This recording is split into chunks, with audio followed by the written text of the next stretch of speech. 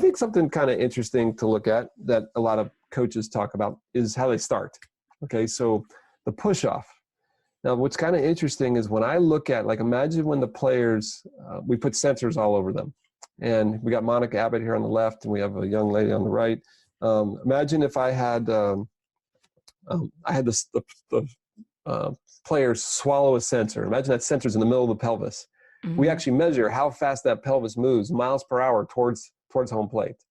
And some of these girls are getting 7, 8 miles an hour, which doesn't sound like a lot. That's a lot, like coming out of the blocks. Like there's some serious movement.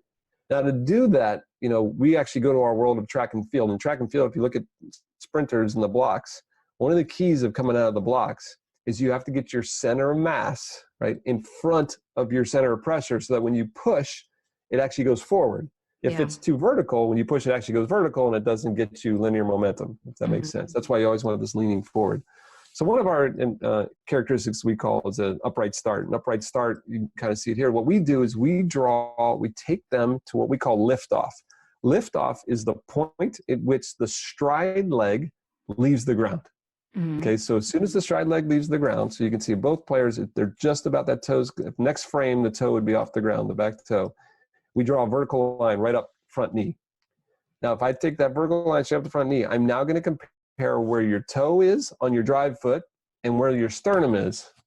And both of those, I want to see the sternum in front of that line, and I want to see the toe behind that line. If you do that, then normally when you push, your push is going to create linear momentum.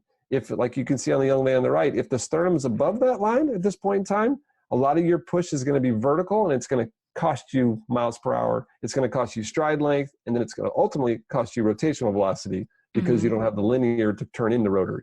That make sense?